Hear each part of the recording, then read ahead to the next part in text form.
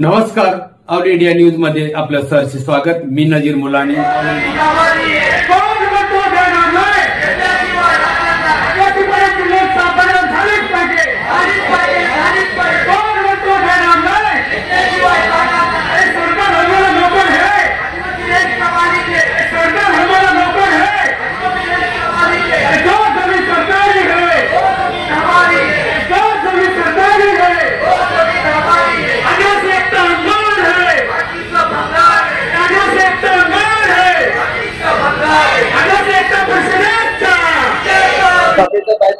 आंदोलन आहे आणि प्रश्न काय आहे त्या आंदोलनाच्या मार्फत आज आम्ही वसई तालुक्यामध्ये ही आंदोलन ठेवलेलं आहे आणि त्या आंदोलनामध्ये आमचं प्रमुख मागणी आहेत की जे आमच्या आदिवासी समाजाची घरं वर्षानुवर्षापासून तर आहेत ती घरं आदिवासी समाजाच्या नावावर करून देण्यात यावी।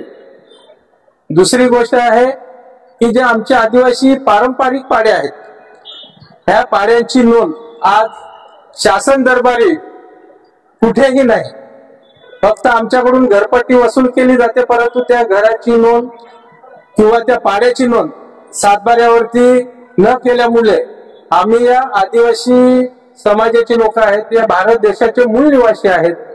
आज सुप्रीम कोर्ट सांगतो की भारत देशातला आदिवासी हा भारत देशाचा मालक आहे, तरी सुद्धा त्यांच्या राहत्या घराखालची जागा त्यांच्या नावावर नाही आणि जे पाडे आहेत त्या पाड्यांची नोंद सातबाऱ्यावरती नसल्या कारणाने आम्हाला वारंवार तहसीलदारांकडून कलेक्टरकडून अनधिकृत बांधकाम म्हणून घराला नोटीस दिली जाते। तर आमच्या जे आमचे पाडे आहेत त्याची नोंद सातबाऱ्याला व्हावी आणि ते कायमस्वरूपी करण्यात यावे। आपण याच्या आधी सूचना दिली होते का, लेटरबाजी केलेली आहे का? आम्ही 2008 पासून तहसीलदार कलेक्टर महाराष्ट्र शासन यांच्याकडे वारंवार पत्रव्यवहार करून पाठपुरावा करतोय, परंतु त्यांच्याकडून आम्हाला फक्त तोंडी आश्वासने दिली जातात।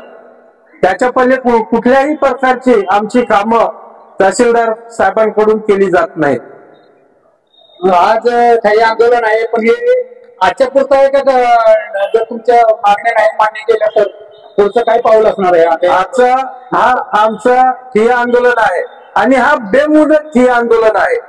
जोपर्यंत आमच्या मागण्या मान्य होत नाही किंवा आम्हाला समाधानकारक लेखी पत्र तहसीलदारांकडून मिळत नाही तोपर्यंत आमचं ठिय्या आंदोलन आम्ही थांबवणार नाही।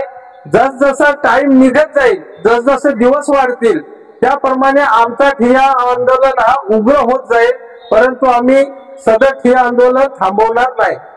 आता 4 वाजले, तहसीलदार कार्यालयातून आपल्याकडे कोण अधिकारी फिरकले का? आता आम्ही इथे तहसीलदारांना 8 दिवसापूर्वी पत्रव्यवहार केलेला आहे आजच्या ठिय्या आंदोलनाचा, परंतु त्या दिवसापासून आतापर्यंत तरी कुठल्याही अधिकाऱ्याचा आपल्याकडे कोणी आले नाही आणि आपल्याला अजूनपर्यंत कोणी चर्चेसाठी वगैरे बोलवलेलं नाही। तर आपण काय आता आव्हान देणार अधिकाऱ्यासाठी?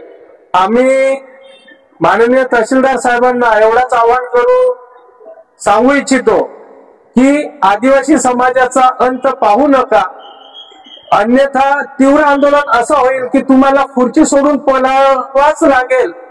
कारण ज्या खुर्चीमध्ये तुम्ही बसतायत ही जनतेची खुर्ची आहे, तुमच्या घरची खुर्ची नाही। जर तुम्ही जनतेची कामं करत नसाल तर तुम्हाला त्या खुर्चीमध्ये बसण्याचा अधिकार नहीं। तहसीलदार को 8 दिन पहले ही आज के ठिय्या आंदोलन का लेटर दिया है, तभी से लेके आज तक अभी तक तहसील में से कोई कर्मचारी हमारे पास आया नहीं और अभी तक कोई हमसे मिला नहीं है।